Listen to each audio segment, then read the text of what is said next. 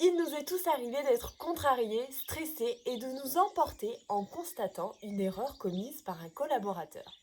C'est souvent celle de trop, qui témoigne de l'incompétence et de l'inefficacité. Devant ce sentiment d'agacement, les inquiétudes nous envahissent. Ce n'est pas possible qu'il ne sache toujours pas faire ça. A-t-il pu réitérer cette erreur sur d'autres dossiers? Pourquoi nos réactions sont si virulentes? Comment aborder plus sereinement ce type d'incident? Nous considérons certaines qualités comme primordiales dans l'exercice du métier. Apache Recrutement nous confirme que parmi les 3 qualités attendues d'un collaborateur figurent la compétence, l'efficacité et la rigueur. Elles représentent des valeurs très fortes à nos yeux et nous nous imposons de les respecter strictement. Quand je demande à mes confrères experts comptables ce qui les chagrine chez un collaborateur, ils répondent l'incompétence et l'inefficacité. C'est ce que l'on appelle une antivaleur. Et quand chez une même personne, il existe une valeur très importante dont le contraire constitue une antivaleur très forte, cela génère une situation de stress, un conflit que le cerveau, en mode mental automatique, ne parvient pas à gérer. Les experts comptables sont exigeants avec eux-mêmes.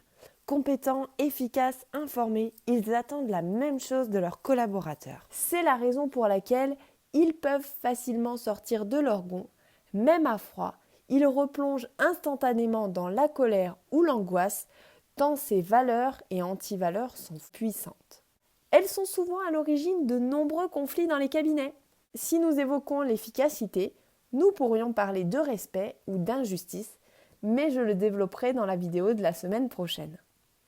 Pour solliciter le mode mental adaptatif du cerveau, il existe un exercice appelé le pack aventure proposé par l'Institut de neurocognitivisme. Il faut compter 1 heure, c'est le temps dont le cerveau a besoin pour passer en mode adaptatif. Il s'articule selon 4 étapes et lors de la première, il s'agit de trouver 20 inconvénients de l'incompétence. Le cerveau, en mode automatique, va rapidement trouver les 20 propositions. Ensuite, toujours en mode automatique, il pourra facilement énumérer 20 avantages liés à la compétence. Enfin, il devra basculer en mode adaptatif et passer le temps restant, soit 50 minutes, à trouver 20 inconvénients de la compétence pour finir sur 20 avantages à l'incompétence. J'entends déjà certains d'entre vous me dire c'est impossible. Et c'est bien la preuve que c'est votre cerveau automatique qui parle. Cet exercice vous force à changer de point de vue, de contexte, de paradigme. Comme évoqué dans l'épisode 2, certaines choses seront toujours en dehors de votre sphère de contrôle. Alors je vous laisse tester l'efficacité de cette méthode et si vous le souhaitez, je me ferai un plaisir de relire vos arguments et de valider votre passage en mode mental adaptatif.